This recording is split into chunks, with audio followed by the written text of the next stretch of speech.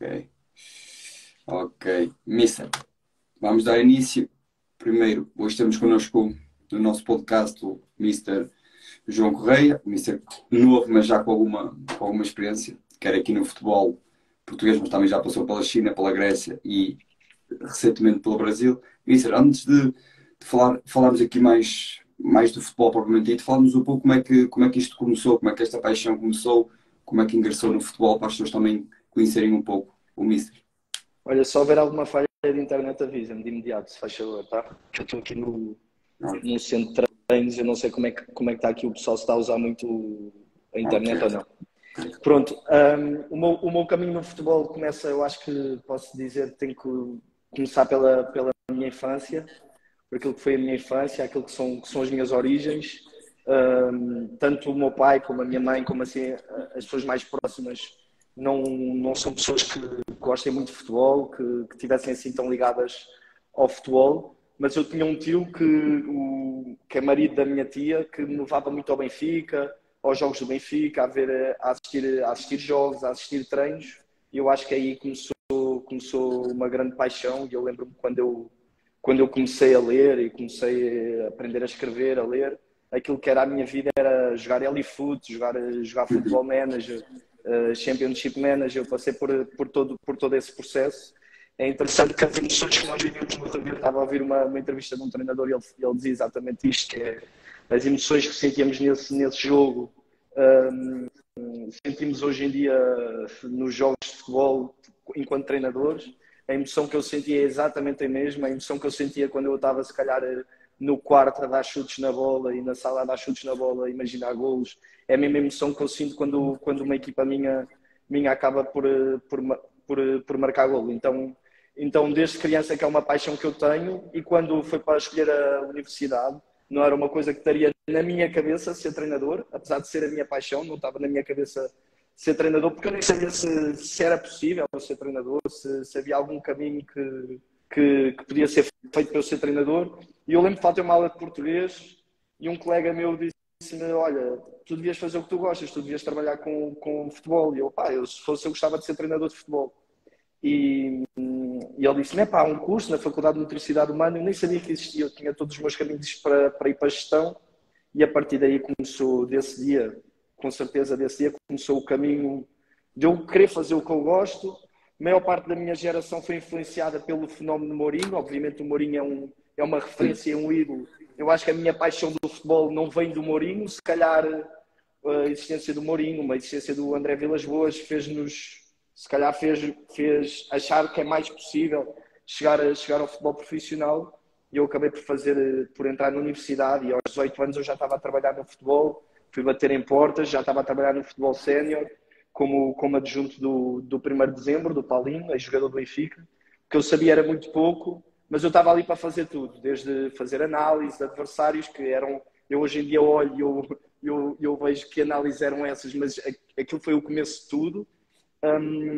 Treino de guarda-redes, fazia tudo o que era preciso, e hoje em dia olho para trás para essa experiência em que se calhar eu ganhava 50 euros na altura para a ajuda de custos, e na altura o treinador dizia-me assim: tu devias pagar para ter esta experiência, dizia na brincadeira.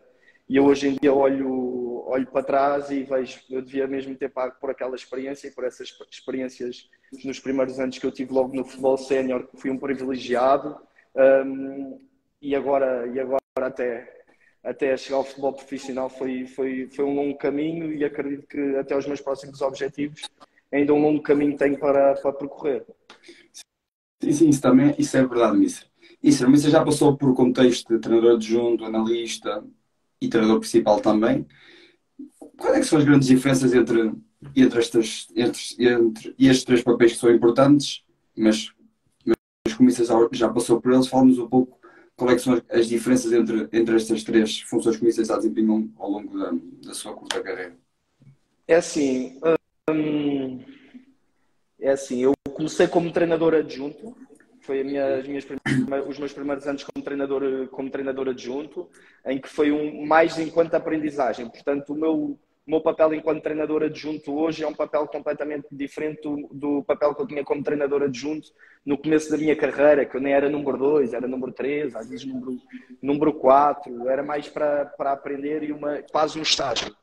Agora, como treinador adjunto aqui no Brasil, tem sido uma experiência rica, principalmente depois de eu ter sido treinador principal, porque eu aos 23 anos tornei-me treinador principal na Distrital de Lisboa, fui treinador do Oeiras e do Olivais e Moscavide, e aos 23 anos eu ter uma experiência de treinador principal, com jogadores de 35 anos, 32 anos, 33 anos, é uma aprendizagem gigantesca, em que eu errei, em que eu acertei, em que eu cresci, mas em que eu sempre fui totalmente profissional. E com as aprendizagens que eu tive, eu agora ser adjunto, eu acho que é uma grande preparação. Eu não sei quanto tempo mais eu vou ser adjunto, se 4 anos, 5 anos, se 10 anos, se até o resto da vida, mas é uma grande preparação para eu ser principal novamente, porque hoje em dia o meu papel de adjunto, eu já tenho um know-how completamente diferente do que é ser treinador, do stress que causa ser treinador. Eu, quando estava na universidade, eu posso dizer que não estava minimamente preparado para a exigência que o futebol me provocou, para me tornar um fantasma, para me tornar uma pessoa que só pensa em futebol, completamente obcecada, e hoje em dia eu sei que esse não é o caminho, ou seja, esse não é o caminho do sucesso, não é só viver a obsessão pelo futebol, que eu era muito obcecado, e hoje em dia eu digo-te, olhas para a minha carreira e tu vês poucos títulos, vês poucas subidas de divisão, mas vês que eu estive sempre perto. E eu olho para trás e olho para essas experiências que eu tive 23, 24, 25, 26, 27 anos, e eu olho que a sobrecarga mental que eu carregava, que eu dava aos jogadores, a sobrecarga mental que eu dava à equipa, o só pensar em futebol, chegava uma altura da temporada, principalmente ali em março e abril, que caía. E eu hoje em dia olho como adjunto e eu olho para isso e eu consigo olhar para trás, ter essa reflexão do que é positivo e do que não é positivo, e tornar-me melhor principal. Agora, as maiores diferenças, eu acho que como principal tu vives mais o que é a vitória, o que é a derrota, eu acho que é muito mais difícil, porque tu és a cara da equipa. Como adjunto, tu tens de ser um conselheiro do treinador, tens de ser um ajudante do treinador, tens de fazer o que o treinador pede, e na minha opinião o que define um adjunto é tu criares um bom adjunto, um bom auxiliar, é tu criares desconforto no treinador sem ser inconveniente. Ponto. Okay. Criar desconforto no treinador sem ser inconveniente. Eu vou-te dizer, quando eu venho para o Brasil, e como é que eu venho parar ao Brasil? Eu venho parar ao Brasil porque eu era treinador do Oeiras e estávamos ali a discutir a Taça de Lisboa e estávamos a fazer um bom campeonato e surge o Covid. Cancelam os campeonatos, o campeonato não conta, e depois, no ano a seguir, eu vou treinar o Olivais e Moscavide, e em janeiro de 2021 surge o Covid. Estás-me a ouvir, João? Estás-me a ouvir, não estás? Surge o Covid novamente em 2021. E o que é que acontece? Quando surge o Covid, eles param o campeonato de 50 dias, e eu lembro que eu falo com o diretor, com o Ramiro, e ele diz-me, olha, vais ficar doente agora, porque estamos a disputar a Taça de Lisboa, como estavas no ano passado com o Oeiras, estamos a disputar a subir a divisão, e podem cancelar outra vez os campeonatos. E eu fui fazer um estágio, e quando eu estava a fazer esse estágio no Académico de Viseu, porque o Ramiro, que era o diretor do Olivais e Moscavide, tinha ligação ao Académico, eu pensei, olha, tenho que mudar de vida, vou procurar um país que os campeonatos não estejam a parar, vou procurar o futebol profissional, e fiz muitos contactos, e eu acabo por fazer contacto com o Alberto Valentim, que foi a pessoa que apostou em mim, e o Alberto, trocámos imensas informações por Zoom, treinos, eu mostrei os meus treinos, ele mostrou os treinos dele, e houve um encaixe positivo, e quando eu fui trabalhar para o Cuiabá, ele levou-me para o Cuiabá. A primeira dificuldade que eu senti enquanto adjunto, em voltar a ser adjunto, é quando tu és dono do teu processo e deixas de ser, é difícil. É muito difícil. Então teve que haver um processo de readaptação, porque assim, tu podes trabalhar com uma pessoa que pense muito idêntica a ti, mas nunca vai ser igual. Ou seja, aquilo que o treinador vai pensar nunca vai ser igual ao que para ti é o mundo ideal, o que para ti é as tuas ideias. Então, esta frase para mim é que define um bom auxiliar, e neste momento ser um bom auxiliar para mim é uma pessoa que cria desconforto, mas que não é inconveniente e é leal a 100% ao treinador. Sim, é interessante. disso. A criação de desconforto é importante também para o treinador não perceber algumas coisas que até podem não estar tão bem e nós criamos esse desconforto para ele também pensar muito mais sobre determinados assuntos. Mister, o Mister também é novo e falou-me também na altura que foi treinador principal do Oeiras, ou do Moscavide, em como é que era a relação, visto que tinha jogadores que eram idades superiores, como é que era a relação com os jogadores? A relação era boa, sentia às vezes algum desconforto por ser mais novo, às vezes não sei como é que era essa situação. É assim, tu quando entras com 23 anos num clube e as dúvidas são muitas. Eu lembro-me de uma semana antes de eu assumir a equipa, eu estava, epá, e como é que eu vou reagir? Será que eles vão me ouvir? Será que eles me vão respeitar? As perguntas são normais, porque 23 anos, com jogadores de 35, jogadores de 30, jogadores de 28, jogadores de distrital, ainda por cima, como é que vai ser? Mas hoje em dia eu olho para trás, eu vejo o jogador, não vê a idade do treinador, se tem 23, se tem 35, se tem 50. O jogador olha muito para aquilo que é o trabalho do treinador e aquilo que é a competência.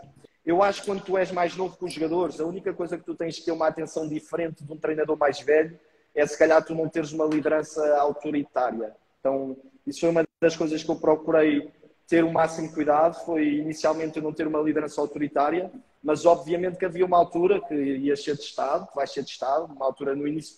Todos os treinadores dizem que num novo trabalho são sempre testados ali à terceira, quarta semana, a liderança é testada e nesse momento tu não podes falhar e normalmente costuma ser até com um jogador mais forte do grupo e tu não podes falhar e eu acho que sempre dei bem com os jogadores, sempre tive uma relação próxima e distante enquanto treinador. A minha relação enquanto adjunto é mais de irmão até dos jogadores e a minha relação enquanto treinador com os jogadores era mais de pai, uma relação mais de pai, é isso que eu posso dizer. Mesmo sendo mais novo eu tinha uma relação mais de pai, mais de preocupação com a vida deles, mais de conselheiro e como adjunto eu sou mais um irmão, mais um como é que eu vou te explicar? Mais um deles, muitas vezes. Ok. Mister, o Mister também já foi treinador, é treinador principal, agora é adjunto.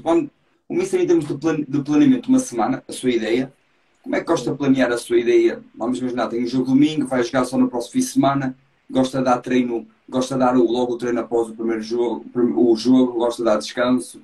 Como é que procura também fazer o planeamento durante essa semana em termos de apresentação do relatório, do adversário, da própria equipa? Fala um pouco da sua ideia de jogo em relação a isto que acabei de mencionar. É assim, tudo o que eu vou falar depende muito do contexto. Porque nós quando falamos, por exemplo, eu até vou falar mais do Brasil, porque eu acho que é interessante porque as pessoas ouvirem uma realidade que é completamente diferente de Portugal, em que nós temos jogos.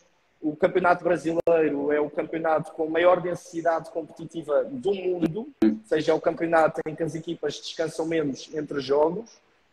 Então, o planeamento vai ter que ser muito, muito em base do contexto em que nós estamos a encontrar e daquilo que encontramos no clube. Eu vou-te explicar. Por exemplo, eu em Portugal, dependendo, se eu estiver a trabalhar em Lisboa, por exemplo, num clube de Lisboa, e que a maior parte dos jogadores moram ali, eu gosto mais de fazer o treino de recuperação na segunda-feira. Ponto. Mas se eu estiver, por exemplo, a trabalhar no Algarve ou a trabalhar num lugar em que os jogadores têm que ir ver as suas famílias mais longe, nós temos que se adaptar ao contexto e dar dois dias a seguir. O contexto do Brasil é completamente diferente, porque nós quando chegamos ao Brasil, seja semana cheia é uma coisa rara. Quando tu tens uma semana cheia é ouro. Semana cheia é semana sem jogo. Em Portugal é uma coisa normal, aqui não é uma coisa anormal. Eu agora estou aqui no Mirassol a fazer um estágio para a CBF, um clube que me tem recebido bem, a segunda vez que eles me recebem aqui. E eles estão numa semana cheia. Eles sabem, isso aqui é super raro, nós temos uma semana para trabalhar. Mas, nós quando chegamos ao Brasil, temos que entender que o contexto é completamente diferente, principalmente a nível do treino de recuperação. É normal eles, no dia a seguir ao jogo, estarem a fazer trabalho de força no ginásio. É normal estarem a fazer trabalho de força no ginásio, porque cientificamente o trabalho de força faz com que, passado 3 dias, eles estejam mais recuperados. E o que é que acontece? Tu aqui tens duas hipóteses. Ou chegas, como o Abel fez, e adaptou-se ao contexto deles e não mudou. Ele não mudou essa realidade. Não mudou a realidade, manteve a mesma realidade que era, ou fazes, por exemplo, como o José Mourinho fez em Itália, porque a Itália, a realidade era exatamente a mesma, que é aqui no Brasil, há trabalho de força no ginásio no dia seguinte ao jogo, e o Mourinho chega e há uma conversa que é muito conhecida com o Zanetti, que ele diz, olha, vais-te adaptar ao nosso estilo de treino, que é no campo, o nosso trabalho de força é força específica, é no campo. Se daqui a 3 semanas não te sentires bem com isso, nós voltamos para o ginásio. E chegou ao final da terceira semana e o Zanetti disse, não, sinto-me totalmente bem, vamos fazer assim. Então, para mim há certo e há errado, mas há muitas maneiras de fazer o certo. Claro. Há certo e há errado. Eu não sou aquela pessoa que diz não há certo e não há errado. Há certo e há errado, mas há muitas formas de fazer o certo. Quanto à análise de jogo, aqui no Brasil também é completamente diferente. Tu, como analista, acredito que vais trabalhar profissional. Que idade é que tens? 29. 29, temos a mesma idade. Acredito que vais chegar ao futebol profissional. Já estive a ver as tuas análises. Com a persistência, poderás trabalhar em muitos países. E aqui, por exemplo, no Brasil, como é que se trabalha a análise, por exemplo, do adversário? Departamento de análise tem do Vasco, por exemplo, tem o coordenador de análise e tem 3 analistas. O coordenador de análise coordena tudo o que é a análise, tipo as funções, mas também analisa. Tem dois analistas que vão intercalando entre eles o adversário, porque é muito jogo, é muita viagem. E tem um analista que faz normalmente o próprio jogo. Eu, enquanto adjunto, eu era a pessoa que fazia maior ligação entre a equipa técnica, o treinador, e a análise. Ou seja, nós quando, por exemplo, acabava um jogo e eu ia para a viagem, acabava um jogo fora, eu estava no avião, eu já estava a ver o próximo adversário com lances que o analista me mandou, todos os lances de organização ofensiva, todos os lances de organização defensiva, vídeos individuais, mas sem haver qualquer opinião do analista, porque eu não queria qualquer opinião do analista. Eu quero ter a minha opinião antes de onde é que está a fragilidade do clube. Aquilo que é apresentado ao treinador é um diagnóstico daquilo que é o adversário. Ou seja, tudo o que é o adversário. Tudo. Ao treinador e à equipa técnica, tudo o que é o adversário. Depois, existe uma opinião que é dada, neste caso era por mim, pelo coordenador da análise de mercado e pelo analista que fez o adversário, da estratégia. E depois entra a parte da apresentação aos jogadores. Onde é que entra durante a semana? Isso entra. Pode nem entrar.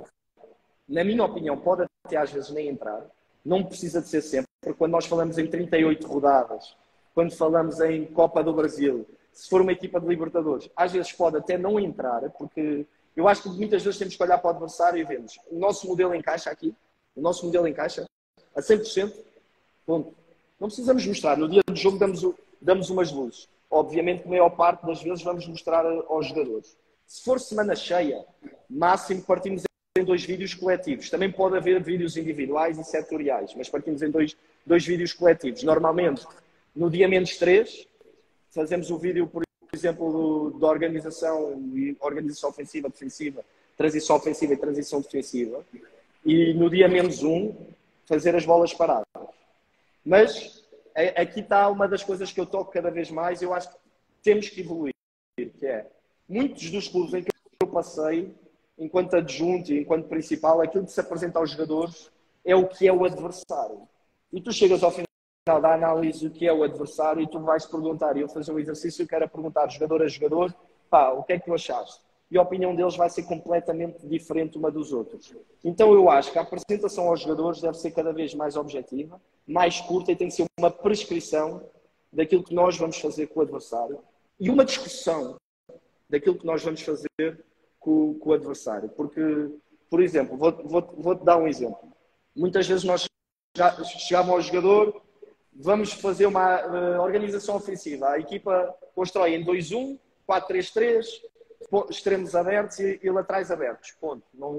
E não era falado o que é que íamos fazer com aquele adversário na análise do adversário. Eu acho que o mais importante que tem que ser passado aos jogadores e o que tem que ser discutido é o como vamos ganhar a este adversário. Como é que nós vamos ganhar este adversário? Como é que nós vamos defender na primeira fase de pressão? Informações curtas, concisas, 2 coisas por cada momento de jogo, de como vencer esse adversário. Isso é algo que eu tenho reparado, que muitas vezes no trabalho das equipas acaba por falhar e acabamos por criar sobrecarga mental desnecessária nos jogadores, com informações que os jogadores acabam por não retirar nada porque não são objetivas. Pronto. E é assim, neste caso é assim que nós fazemos a análise. No mundo perfeito é assim que fazemos a análise. A nível de... Uma das coisas que eu trouxe aqui para o Brasil também, também um pouco já adaptado daquilo que eu vi do Abel fazer, e li do Abel, que é as funções da equipa técnica. Dividir funções de equipa técnica, tanto em departamentos, porque uma das coisas aqui do Brasil é que há muitos departamentos e muita gente a trabalhar no clube, departamento de análise de jogo, departamento de análise de mercado, departamento de fisiologia, departamento de psicologia, departamento de comunicação, redes sociais. Tudo isto tem que ser controlado por alguém da equipa técnica, cada um num determinado departamento, a vir trazer a informação ao treinador e a influenciar positivamente em cada departamento. Então, cada adjunto, por exemplo, um adjunto que tenha funções na análise de mercado, está com os analistas de mercado e tenta mostrar aos analistas de mercado aquilo que é o modelo de jogo da equipa para não se cometer erros na contratação de jogadores. E esse adjunto também tem que ver, por exemplo, a formação a jogar. Para ver se não há nenhum jogador da formação que seja melhor do que os analistas estão a procurar. Para além disso, nas funções de equipa técnica, cada membro da equipa técnica, até o analista de campo, o analista vai para o campo, cada um com uma linha. Há dois auxiliares que são responsáveis pela linha defensiva, dois auxiliares que são responsáveis pela linha média, dois auxiliares que são responsáveis para a linha atacante.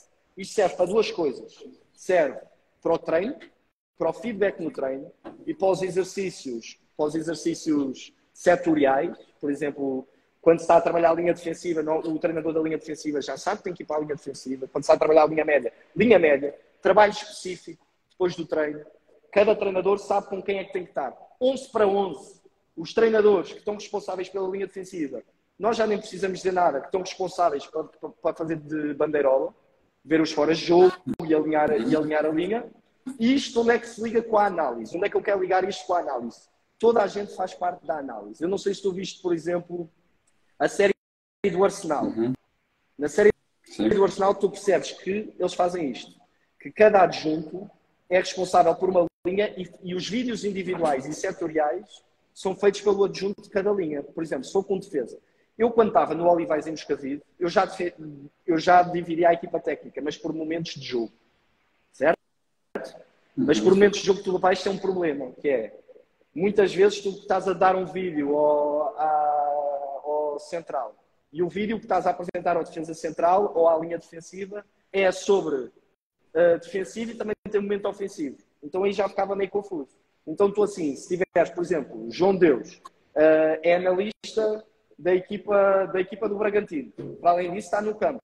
Tem a função de análise do adversário e tem a função de linha média. Então, no treino, o teu feedback é mais focado na linha média. Para além de fazeres a análise também do adversário, quando são vídeos de setoriais ou vídeos individuais com os médios, tu vais fazer o vídeo com os médios e o trabalho específico com os médios vais ser tu a fazer. Estou-te a dar um exemplo de como é que nós começamos aqui a organizar. Outra coisa, para mim é super importante aqui no Brasil, e para tu, porque estamos a falar do Brasil, eu gosto que é aqui a parte em que eu estou, e falando também ainda de análise. Falando de análise.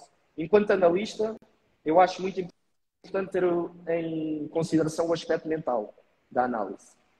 Então, quando eu falo aspecto mental perdeste um jogo fácil, supostamente fácil, e vais jogar contra a equipa que está em primeiro lugar. Para além de no treino eu achar que nós temos que baixar os níveis de complexidade para atingir maior nível de sucesso, eu acho que nós na análise, aquilo que temos que mostrar aos jogadores são mais os pontos fracos desta equipa forte. Ou seja, nós mexermos mentalmente, o analista perceber mentalmente aquilo que temos que mostrar para dar confiança à equipa, ou mesmo o contrário. Nós ganhámos uma equipa que está em primeiro lugar e vamos jogar contra o último lugar. E percebemos que a equipa está super confiante. Se calhar a nossa análise tem que se focar mais nos pontos fortes deles e agradecê-los. Então é outro dos lados que eu considero muito importante. Outra coisa que no Brasil tendo em conta domingo, quarta, domingo, e quando falamos de reuniões e apresentação de adversário e apresentação do próprio jogo, é para não criar sobrecarga mental nos jogadores, reuniões 3 em 1. O que é uma reunião 3 em 1? Eu joguei sábado, domingo, imagina que demos folga, ou os jogadores vieram de trabalho tão cansados, e só temos segunda e terça. Eu na segunda não vou estar ou eu na terça não vou estar a fazer uma reunião, uma preleção enquanto treinador segunda sobre o meu jogo e terça sobre o adversário e arrebentar com os jogadores que acabaram de jogar no sábado. Então o que é que eu acho que nós devemos fazer? A preleção 3 em 1. Que é, por exemplo, na segunda eles chegam, fazemos uma preleção sobre o último jogo, sobre adversário e sobre estratégia para o próximo adversário. Ponto. Então acho que é algo aqui, é outra coisa que nós temos que nos adaptar. Outra coisa que eu acho que aqui é muito importante tu te adaptares, competitividade pré-jogo. O jogador brasileiro, e isto aqui não é uma crítica, mas é uma coisa que eu fui notando, antes do jogo eu ficava ali no túnel de São Januário, não tanto em São Januário, porque São Januário é um ambiente difícil para o adversário, mas no túnel do Maracanã, no túnel lá do estádio na Arena Pantanal do Cuiabá, no túnel dos adversários, eu gostava muito de ficar ali um minuto a ver como é que os jogadores estavam para entrar em jogo. E aqui há muito aquela coisa do jogador estar a falar com o adversário, abraçar o adversário, fica muito relaxado. Uma das coisas para um treinador ter sucesso aqui, um treinador português ter sucesso aqui, é ser completamente competitivo pré-jogo. Proibir os jogadores de terem esse tipo de comportamento e depois do jogo vêm as amizades. Enquanto, taticamente, aquilo que eu considero, e para acabar aqui, também tem a ver com a análise de jogo. Eu, antes de ir para o Brasil, eu analisei todos os golos de 2020 e 2021 do Brasileirão. Todos. 16% marcados em transição ofensiva, 20 e tal por cento em bola parada e uma enormidade em organização ofensiva. Ou seja, o Brasileirão é isto. A maior parte dos golos são marcados em organização ofensiva. Isto, por sinal, não te diz muito. Ao início não te diz muito. Eu comecei a ver jogos e a cortar os golos todos, a ver os golos, a ver jogos do Brasileirão, a cortar momentos de transição ofensiva. Porque é que não há gol de transição? Se a maior parte das equipas brasileiras joga central aberto, lateral aberto, 1-6 e o resto para a frente, as equipas brasileiras são muito ofensivas, gostam de sair a jogar desde trás, gostam de propor o jogo.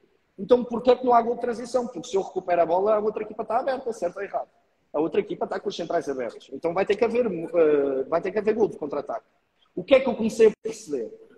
Quando se diz que o futebol brasileiro é lento, não é lento de velocidade.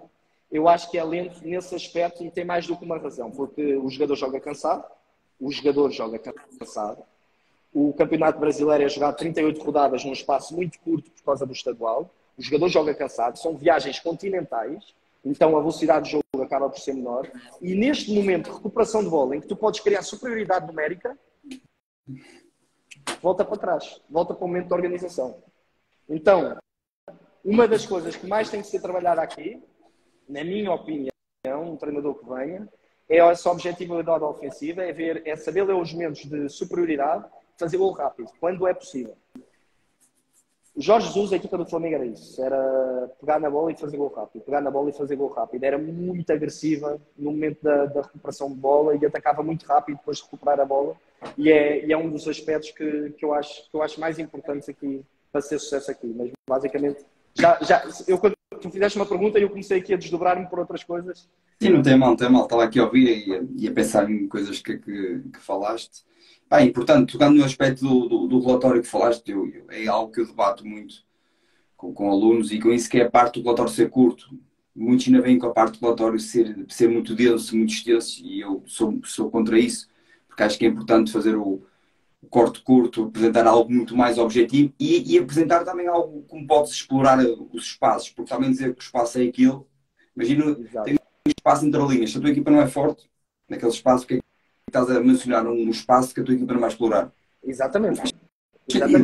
Não faz sentido. E depois também é importante mencionar os espaços que a tua equipa também tem alguns pontos fortes, porque eu acho que é importante, senão não vais conseguir explorar, mas também depois mostrar como é que a equipa tem feito. Por exemplo, ao longo da época, sem ser no início logo da época, como é que a equipa explorou aquele espaço, como é que aproveitou o espaço que o adversário vai deixar. Concordo. Isso é importante, mas, claro, falando aqui num contexto mais de Portugal, não tive aí no Brasil ou no estrangeiro, isso aí que aí às vezes a densidade é algo que temos de apresentar, e acho que isso você tem a vantagem, como tu disseste muito bem, de reduzir.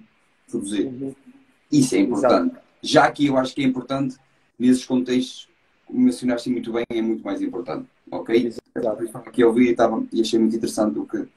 Por isso é que o que tu estás a dizer é muito importante, que é, nós devemos ter mais atenção a nós quando analisamos o adversário também. Ou seja, o analista do adversário tem que ter total conhecimento daquilo que nós somos, daquilo que nós podemos explorar, de que lado é que nós podemos explorar, ou o que é que nós podemos mudar e se a nossa equipa é capaz de mudar. Para além disso, para mim o analista ainda não é isso. O analista ainda não faz isso. Eu não conheço analistas que façam isso. Mas, na minha opinião, o analista deve cada vez mais, para além de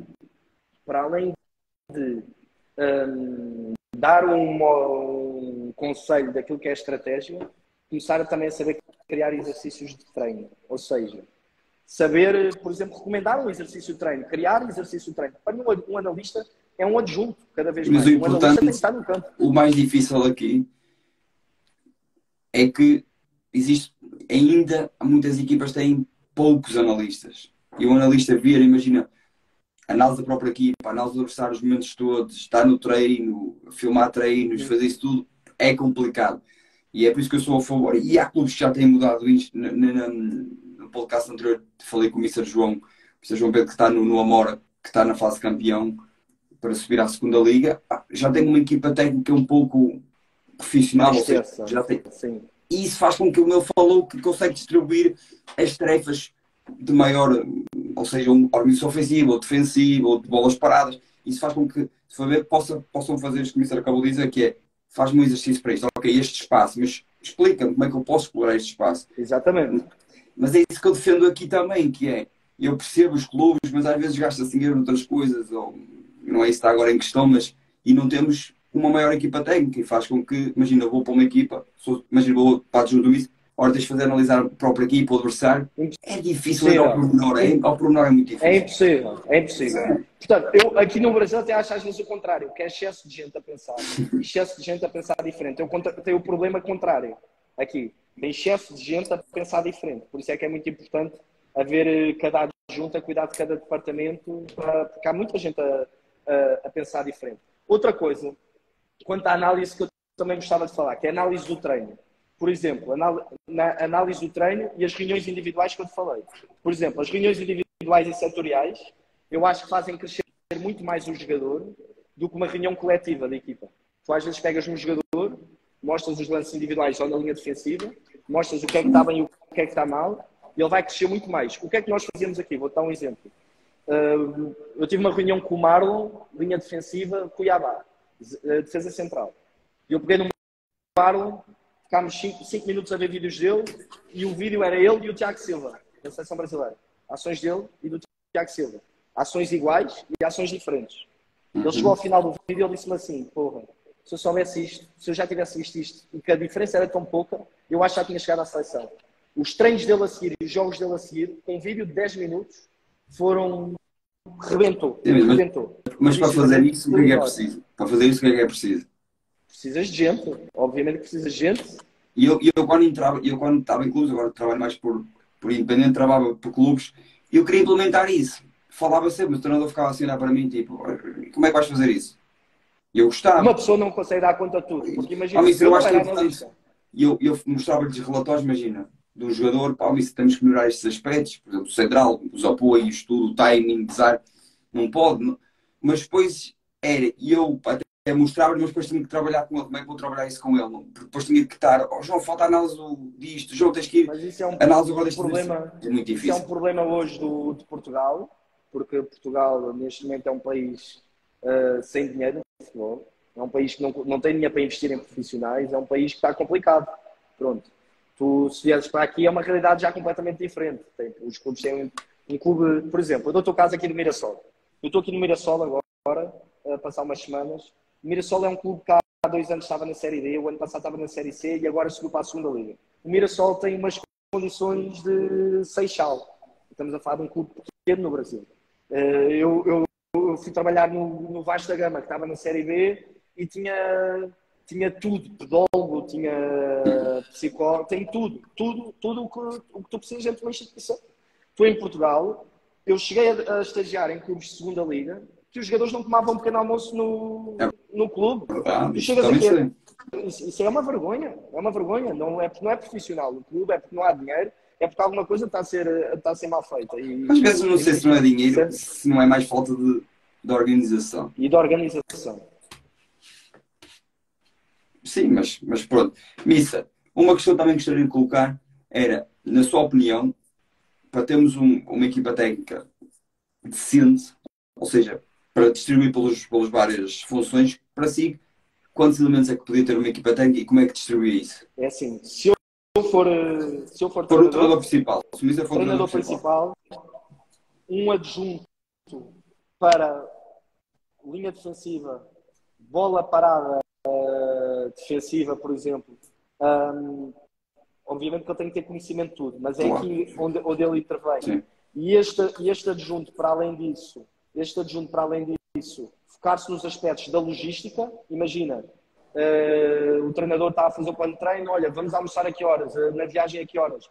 Ele trata desse aspecto e também traz a análise do próprio jogo. Então, são as 3 funções. Eu estou a ser o máximo objetivo. Eu consigo fazer tudo o que é necessário. Com menos pessoas possível. Eu estou a tentar com menos pessoas possível. Segundo adjunto, por exemplo, linha média e outra bola parada, e é a parte física. Faz a ligação entre o departamento médico e de performance com a equipa técnica. Então é o preparador físico tradicional, que não é um preparador físico, mas é um preparador físico tradicional. Quando eu estou a falar de equipa técnica, estou a falar das pessoas de campo, porque depois o clube tem muita gente, tem os preparadores depois, outro adjunto para a linha atacante, e este adjunto, para além disso, ele tem que tratar da análise do adversário, ok? Análise do adversário, ou seja, faz a ligação da análise do adversário com a equipa técnica, e para além da análise do adversário, ele tem que fazer função na comunicação do clube. O que é a comunicação do clube? Eu vou-te dar um caso no Vasco, e eu não tenho problema nenhum em falar. Nós tínhamos um jogador que era o Yuri Lara, número 5, ele chama número 5, o nosso número 6, médio defensivo. Bom jogador, jogador top. Estava lesionado, mas podia jogar, mas estava lesionado. Aqui o jogador joga lesionado. Mas estava a 50%, imagina, 50%. E nós íamos jogar a Goiânia ou Vila Nova e o jogador estava lesionado e não ia jogar, ia começar no banco. E quando aterramos em Goiânia, eu abro o telefone e no Instagram, Yuri Lara, o maior desarmador da primeira volta da Série B do Brasileiro. No Instagram do Vasco da Gama. Estou-te a dar um exemplo. No Instagram do Vasco da Gama, comentários, Yuri Lara és o maior. Quando nós entramos no aquecimento e o Yuri, e aqui no Brasil vive-se de forma muito intensa, os clubes são muito grandes, o Vasco, estamos a falar de 16 milhões de adeptos, uma loucura, muito emocionais, quando tu entras no aquecimento e o Yuri não está, acabou. Então, este adjunto, para além de ter funções de campo, tem que estar também ligado à comunicação. Olha, não ponham fotografia do Yuri, porque o Yuri não vai começar de início, ponham fotografia para a semana. Ou não ponham essa fotografia, porque essa fotografia vai dar um 11. E aqui a comunicação é algo que se espalha muito mais rápido que em Portugal, porque todos os clubes têm milhões de seguidores, então é uma loucura. Então tudo aquilo que tu postas, aqui vira uma coisa que toda a gente sabe e que toda a gente fala mal porque se vive emocionalmente. Então, é muito importante que um dos adjuntos tenha essa função de ligação, principalmente às redes sociais. Ele não vai custar nada, ele vai só avisar, ok? O outro adjunto, e isto já é ver à frente, ou seja, é ver à frente do campo, porque é muito mais importante do campo por si só. O outro adjunto, também de campo, linha defensiva, 2 para a linha defensiva, ou seja, o segundo para a linha defensiva, e para além disso fazer aquilo que eu já te disse, análise de mercado e base, formação informação. Ou seja, está ligada à análise de mercado. Foi outro dos problemas que eu tenho visto aqui, é que eu trabalhei, todos os analistas de mercado que eu trabalhei são top, mas cada um tem a sua opinião de jogador a contratar e tem muita, tanto no Cuiabá como no Vasco, o analista de mercado é uma pessoa muito importante no clube. Eles quase decidem quem é que contratam. E muitas vezes o jogador não vai de encontro ao modelo de jogo do treinador. Porque aqui no Brasil estamos a falar de treinadores que mudam de 3 em 3 meses. Então os analistas de mercado não pensam em modelo de jogo. Não pensam a longo prazo. Então é muito importante que um adjunto esteja perto para procurar que seja o jogador que encaixa no modelo. Se eu construir atrás 3 com o lateral direito, se eu construir 3 com o lateral direito, para que é que eu vou buscar um lateral só de velocidade? De procurar, se o meu modelo de jogo não está a dar resultado e se não estamos bem com este modelo, se estamos bem com esta ideia, para que é que eu vou trazer agora um lateral de velocidade? Muitas vezes é preciso ter alguém da equipa técnica perto. E depois, ou seja, falei desses 4, depois para acrescentar o treinador de guarda-redes. Para mim, perfeito era isto. O mundo perfeito no campo e ligação aos departamentos e de funções, este é o mundo perfeito. E para dizer uma coisa, o que me levou ao Brasil e ao futebol brasileiro, o que me levou ao Vasco, foi isto que eu te falei aqui. Foi isso que eu apresentei a eles, a nível de funções e divisão de tarefas e de funcionamento no clube. Isso é que me trouxe aqui ao futebol brasileiro. Ok, Mr. Interessante isso. Missa, estamos aqui a terminar porque eu não gosto que isto fique muito extenso, depois vai para o Spotify. Talvez depois façamos ali uma parte 2 da nossa conversa. Claro. Rapidamente, qual é a importância que o Mister dá às bolas paradas? O Mister, as bolas paradas, só mesmo cantos livres, os lançamentos, o Mister para no lançamento mais perto da grande área é algo que também dá importância. O pontapé de saída, que eu já vi muitas equipas, acho importante. Muita importância a tudo isso, até que nós fazemos o controle temporal dos conteúdos de treino. Controle temporal dos conteúdos de treino. O que é isto? Se eu não trabalho uma coisa há 2 semanas, eu já vou ser avisado pelo meu computador. Ou seja, o meu computador sabe tudo aquilo que eu treinei, e já me está a avisar. Eu tenho as notificações, eu criei aqui uma coisa, que as notificações ligam quando eu não treino alguma coisa. Ou seja, algo que eu não treino há 3 semanas, aparece no computador. Olha, não treinas há 3 semanas, em organização defensiva, ganho de primeira e segunda bola. Então eu procuro trabalhar tudo aquilo que eu considero importante e não deixar 3 semanas sem trabalhar algo. Portanto, tudo eu dou importância. Não dou mais importância às bolas paradas do que à organização ofensiva. Tudo eu dou importância. Agora, o momento, por exemplo, de lançamento, é algo que eu dou muita importância cada vez mais, tanto perto da área como longe da área. Eu cada vez vejo mais golos, que é a bola sai no meio campo, a equipa baixa aos níveis de concentração, eles jogam o lançamento e começam a jogar golo. Muito golo. Eu hoje estava a falar isso. Muito golo depois do lançamento. Então nós no treino temos que treinar a nossa pressão ao lançamento e o estar sempre ligados ao lançamento, porque cada vez mais isso acontece. Então, cada vez mais o treinador, eu como adjunto, é uma coisa que eu estou sempre a avisar, olha, e os avançados, por exemplo, muitas vezes o avançado, a bola sai e continua a andar, e não vem pressionar o central do lado da bola. Não vem. Tem que vir rápido pressionar o central, porque se sai, nós baixamos o nível de concentração, golo. Depois, a nível de bola parada, dou muita importância, tanto no treino, no mundo perfeito, numa semana cheia, treino menos 1, eu foco mais na bola parada defensiva, no dia anterior, foco mais na bola parada, foco mais na bola parada ofensiva, no dia menos 1. Bolas paradas ofensivas, mudo muito consoante o adversário, completamente, consoante o adversário, nós mudamos. Bolas paradas ofensivas, posso dizer que é onde nós puxamos mais a criatividade. Tenho aqui um monte de vídeos de bola parada ofensiva em que puxamos a criatividade. Por exemplo, analistas aqui. Vou dar o caso do Vasco. Chamaram a Napolitana. Nós íamos jogar contra um adversário, que era o CRB. Tinha um jogador ao primeiro poste, um jogador na linha do primeiro poste, um jogador na frente e o resto tudo a homem. Aquela marcação individual tradicional, com 2 homens à zona no primeiro poste. O resto é tudo individual. Sim. Tudo individual. E nós íamos jogar contra esse adversário. E os analistas em conjunto, e aí é que está. O que é um bom analista? O bom analista é este. É um analista que tem criatividade. Foram ver golos de cantos no mundo e vieram com um canto do Nápoles que era exatamente a cara da nossa equipa e a cara do adversário. Que era, todos atacavam o primeiro poste, menos 2 jogadores, um dos jogadores bloqueava o outro e o outro aparecia do segundo pau no penalti sozinho. Foi mostrado aos jogadores o vídeo do Nápoles, foi mostrado aos jogadores o vídeo do adversário, como é que defende, E foi feito no treino.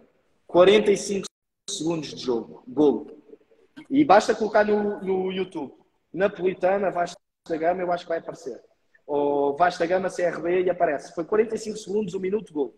Golo daquele canto. Então, isto é criatividade. Então, eu acho na bola parada ofensiva, eu mudo muito. Não tenho padrão. Mudo muito. Uma das coisas que eu gosto de fazer, cada vez mais nos cantos, é ter um jogador à frente do guarda-redes adversário.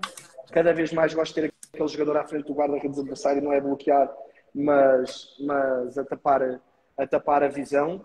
No livro lateral, cada vez gosto mais de... Estás-me a ouvir? Que isto está a travar um bocadinho aqui no meu, mas se calhar tu estás a ouvir perfeitamente. Livro lateral, uma das coisas... Eu não tenho problema em partilhar, mas uma das coisas que eu gosto é ter um jogador em fora de jogo. Então, para que é este jogador em fora de jogo? Perguntam-me. Para bloquear? Não, não é para bloquear. Este jogador é para eu colocar, por exemplo, uma bola longa no segundo pau, num jogador rápido, e este jogador já não está mais em fora de jogo. Já não está mais impedido. A mesma coisa em jogo. Cada vez mais gosto de contra bloco alto ter um ponta de lança em fora de jogo, ou um extremo em fora de jogo, e é assim, tu se metes um ponta de lança ou um jogador em fora de jogo, vai acontecer. Pode acontecer uma coisa ou outra. Tem que acontecer uma. Na linha defensiva adversária. Então, tu tens um jogador em fora de jogo. O que é que há duas coisas que a linha defensiva adversária pode fazer. Uma é baixar. Se baixar, ganhas entre linhas. Ganhas o espaço entre linhas. Se eles ficarem altos, uma das coisas que eu tenho pensado cada vez mais e tenho tirado golos, haver alguma informação ou um passo para trás para o guarda-redes e colocar no extremo mais rápido. Imagina. Sim. Está o jogador em fora de jogo, extremo mais rápido, o jogador não está mais em fora de jogo. E está a 5 metros à frente da linha defensiva. Então são coisas pequeninas, algumas coisas que nós podemos criar e com a equipa no treino e que depois no jogo sai e dá gol. Nas bolas paradas defensivas já dou obviamente temos de dar uma enorme importância, tanto no treino como no aquecimento do jogo. Nós aqui começámos a fazer, tal como foi algo que tirámos a ideia penso que do Sérgio Conceição, que começou a fazer isso em Portugal, que é aquecer também, trabalhar a bola parada defensiva. Na bola de parada defensiva, nós raramente mudamos. Uma das coisas que, por exemplo, na Distrital fazia muito e que me chamava maluco, mas deu sempre certo, era a armadilha de fora de jogo. Sempre fiz muita armadilha fora de jogo nos livros laterais, quando era batido aos 45 minutos, 46 minutos, e ao guarda-redes e a toda a gente, nós fazíamos sempre armadilha de fora de jogo, tínhamos uma informação entre a equipa, era algo que treinávamos todas as semanas, para a equipa estar avisada, qual era o sinal, nunca falhou, porque eu vejo muitas equipas a sofrer ali no último minuto da primeira parte ou no último minuto da segunda parte. Eu nos últimos 3 anos não sofri, nos últimos minutos de bola parada, porque tínhamos essa informação, ia mudando de jogo para jogo. Bola parada defensiva, normal, gosto de mista, mais à zona do que homem. E os 3 jogadores, por exemplo, no canto, os 3 jogadores a homem não são os jogadores mais fortes de cabeça. Ainda no outro dia eu me identificava exatamente com o que o Ruben Amorim estava a dizer. Não gosto de nenhum jogador no poste. Gosto que os jogadores saltem todos para a linha da bola para criar aquela linha de fora de jogo, no caso haver uma segunda bola, mas há uma dificuldade que eu também tenho encontrado e uma das coisas que eu me tenho batido muito e tenho errado enquanto treinador é nos cantos defensivos, que é eu gosto de falar sobre estas coisas porque eu gosto de discutir e gosto de encontrar soluções, que é eu tenho os meus 5 à zona e os 3 a homem e 2 à entrada da área, ou seja, 5 à zona em linha, 3 a homem e 2 à entrada da área. Os 3 não são os mais fortes de cabeça. A bola é batida para a zona de penalti. O que é que a minha linha de 5 faz? Vai até à linha de penalti. O que é que acontece muitas vezes e me lixa completamente? O jogador que está ao homem não está a olhar para a sua equipa. Muitas vezes é levado com o adversário para zonas na frente da minha linha de 5. Então coloca toda a gente em jogo.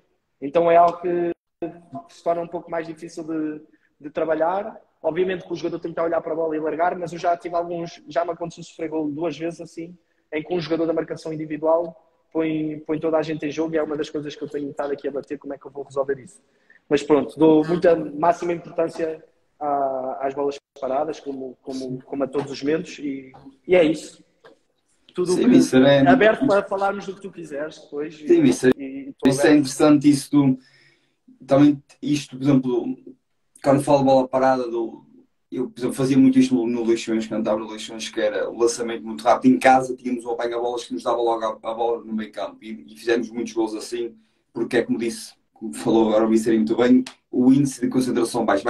Viram a cara à bola, não Esquece. É um aceleram e momento fizemos muitos gols assim. importantíssimo. E acho importante, como também acho importante, não é de bola parada, isso é um momento de transição, quando a bola entra no guarda-redes, às vezes eles viram na mesma, não se reorganiza e o guarda-redes percebe, Verdade. manda a bola nas costas. Ainda o Vitória fez isso recentemente, o golo ao Portimonense, aqui, duas vezes seguidas e não sofreu o segundo porque o Jota falhou, enfrentava e quis picar a bola profundamente, que foi, eles viram o guarda-redes agarra, o que é que eles estão à espera? Guarda-redes, manda virar, calma, e ele manda duas bolinhas para a frente. É isso, eu acho que cada vez mais o sucesso de uma equipa, mais do que tático, que é o que nós falamos mais do que tático, mais do que são os detalhes e é o comportamento. Ou seja, eu acho que nós cada vez mais, a nossa periodização tática, isso é uma reflexão que eu tenho que fazer, porque nós já tivemos mais treinadores portugueses no top 10 do que temos hoje. Se calhar hoje só temos um, que é o Abel, do top 10 do mundo, assim reconhecido. Só o Abel neste momento é que entra num top 10 de treinadores, neste momento. Para mim, o Mourinho, por exemplo, vai voltar a entrar quando treinar uma equipa que conquiste títulos, para conquistar títulos. Não é o caso dos últimos anos de Mourinho. Mas uma das coisas que o treinador português, eu acho que tem que refletir é periodização tática. Só por si já não ganha, já foi diferenciadora. E eu acho que cada vez mais o jogo é comportamental e nós temos que criar essas condições no treino de comportamento, de estar ligados mentalmente, de, como tu disseste, no treino, colocar bolas à volta do campo e quando a bola sai, ter que lançar rápido. Isso é um treino comportamental. Treino comportamental, o que é que eu quero para a minha equipa mentalmente no treino? O que é que eu quero para a minha equipa mentalmente no jogo? Quero uma equipa que quando sofre golo, baixa as linhas e defende e ganha uns... Não, quero uma equipa que quando sofre golo, reaja logo. Então eu tenho que treinar no campo o comportamento e no treino de reagir ao gol sofrido. Eu tenho que treinar isso. Como é que eu treino isso? Treina-se isso. Você mete a valer o exercício. Se a equipa virar, ganhou. Se a equipa perder por 2-0, perdeu. O comportamento. Eu quero que a minha equipa, quando marque golo num jogo, eu quero que a minha equipa, quando marque golo, baixe as linhas e aguente 1-0 e ganhe 1-0, ou quero uma equipa que quando marca 1-0 vai atrás do segundo, vai atrás do terceiro e vai atrás do quarto. Sim, mas isso é no treino que se tem que fazer. Eu tenho que fazer isso no treino. Isso eu tenho que fazer no treino. Como as situações que, por exemplo, eu quando estava em clubes, e é isso que eu também procuro refletir quando estou a falar tipo disto de análise com os alunos, é referir que e mencionar que isto, porque muitos analistas não mencionam isto, que se faz um lançamento rápido do adversário, se tem pontapé de saída, se o guarda-redes quando ganha a bola se manda muito rápido, se lança muito rápido, isto parece que não são momentos que decidem o jogo. E eu vejo muitas pessoas a não mencionarem isto no relatório. Eu acho que às vezes é mais importante do que saia 3, extremos projetados. Isso é algo que já é muito... Acho que qualquer pessoa já consegue ver isso. Os detalhes é por isso que nós estamos aqui no futebol. É por isso que o Mister está aí, outro treinador está ali, um outro junto, é para ir também ir ao detalhe. E detalhes que se for ver uma pessoa normal não vê e que o lançamento rápido faz diferença e pode ganhar o jogo. Mister, uma última questão aqui para encerrarmos, que é o Mister, quais são os planos do Mister? Qual é as ligas que o Mister gostava de experimentar? Sem dizer que não está bem aí, não é isso que está em causa, mas que gostava, ainda é muito novo, que gostava de experimentar para terminarmos aqui. É assim, a nível de ligas é muito difícil eu falar-te. Eu não sei que ligas eu quero. Eu sei que ligas eu não quero. Eu sei onde é que eu não quero estar. Por exemplo, eu sinto-me bem no Brasil, eu quero passar na Argentina, eu quero continuar na América do Sul. Se houver a possibilidade de ir para a Europa, para um nível que eu considero bom, eu gostava. Neste momento eu estou há 4, 5 meses sem clube. Esses 4, 5 meses eu tive variadas possibilidades de voltar a trabalhar, tanto como treinador principal, tanto como adjunto, mas é isso que eu digo. Eu sei o que é que eu quero, mas também sei o que eu não quero. A nível de país é muito difícil eu dizer-te. Eu posso dizer, eu gostava de trabalhar em Inglaterra, eu gostava de trabalhar numa Premier League. Mas agora tu perguntas, preferias trabalhar na Premier League num clube que lute para não descer, ou preferias trabalhar como treinador principal? Preferias estar na Premier League numa equipa que lute para não descer, ou preferias estar no Brasileirão numa equipa que lute pelo título? Eu prefiro estar numa equipa que lute pelo título. Pronto. Preferes estar em Portugal, na segunda Liga, a lutar para subir a divisão, ou preferes estar na Liga Espanhola a lutar para não cair, na Primeira Liga Espanhola? Se estar na Segunda Liga em Portugal a lutar para não subir, para subir. Portanto, Sim. eu tenho muito na cabeça aquilo que eu quero e onde é que eu me sinto bem. Porque eu vou dizer, eu não tenho... Como é que eu vou te explicar? Eu não tenho personalidade para estar num clube que perca mais do que ganha. E há clubes que tu vais e sabes que vais perder mais do que ganhas. E tu ficas marcado na história quando dos clubes salvaste o clube, és lembrado, salvaste um clube de uma descida, és lembrado um ano, no máximo, 6 meses. Levaste um clube à glória, és campeão, sobes de divisão, tu vais ser lembrado para sempre nesse clube. Sim. Então, aquilo que eu quero nos próximos anos é trabalhar em clubes que conquistem títulos. Eu tive a sorte de, nos 2 clubes que tive no Brasil, conquistar algo. Foi no Cuiabá que, enquanto adjunto, conquistámos o estadual. Enquanto adjunto no Vasco da Gama, subimos à Primeira Liga. O meu último trabalho no Olivais em Moscavide, apesar de eu não ter feito a final da Taça de Lisboa, vencemos a Taça de Lisboa. Então os meus últimos 3 trabalhos foram trabalhos vencedores porque eu soube escolher os projetos. E neste momento eu estou parado somente porque não houve nenhum projeto que eu olhasse e visse que eu podia ganhar alguma coisa nesse projeto e que não me dava uma estabilidade. Então aquilo que eu procuro neste momento, mais do que pensar em país, é procurar um lugar onde eu possa vencer e onde eu possa continuar a aprender e a evoluir. São essas as minhas duas coisas mais importantes, mais do que o dinheiro, mais do que qualquer dinheiro, é aprender e vencer. É isso que eu estou à procura agora. Mister, agradecer-lhe mais uma vez por despender aqui um pouco do seu tempo, partilhar um pouco aqui as experiências. Eu gostei bastante. Tempo. Sim, gostei. Sim, mas mesmo assim é sempre tirar um pouquinho do tempo para partilhar aqui a sua experiência, as suas ideias. Gostei bastante, fez-me pensar, refletir. Espero que as pessoas também que nos ouviram e as pessoas que amanhã vão por isto no podcast, que depois nos vão ouvir, podem ouvir às vezes quiserem, que reflitam, porque eu acho que foi aqui uma conversa interessante. Estava para fazer uma parte 2, quem sabe num futuro fazemos aqui uma parte 2. Tínhamos aqui, ainda tinha vários temas, tem aqui às vezes uma lista que sigo mais ou menos, mas a maior parte das perguntas foram, porque isso é bom, quando isso acontece, foram feitas consoante o desenrolar da nossa conversa, e por isso nem fiz quase nenhuma das Eu também divaguei, eu comecei a divagar. Sim, mas isso é bom porque no sentido depois as perguntas que supostamente que ia fazer foram alteradas consoante a conversa.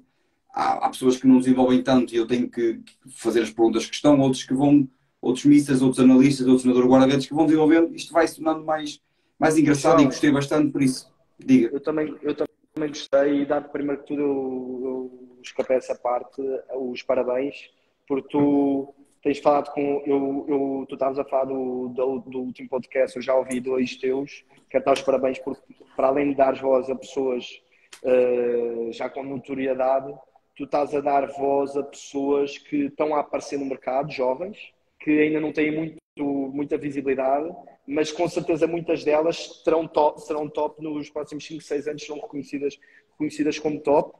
E eu acho que para além de ser positivo, tu dás voz a essas pessoas e fazeres com que todos nós possamos aprender em comunhão com as ideias de cada treinador. Cada ideia é diferente uma da outra, cada um vivenciou. Jorge Maciel está na França, eu estou no Brasil, o Rui, se não me engano, que foi da mesma escola que eu, está no Casa Pia, o João está no Amora na Liga 3, são experiências diferentes e para além disso tu também evoluís, aprendes, conheces todas essas pessoas e dar-te os parabéns pelo trabalho que estás a fazer e agradecer também a tua vontade em trocarmos ideias. Mister, eu que agradeço. Desejar-lhe futuro aí no Brasil, quer pessoal, quer profissional, e quem sabe futuramente também marcamos aqui mais uma conversa, quer seja aqui, até seja de outros meios, para debatermos aqui algumas ideias. Ok? Obrigado, Mister, e obrigado a todos que nos ouviram. Ok? Um abraço, Mister. Um abraço.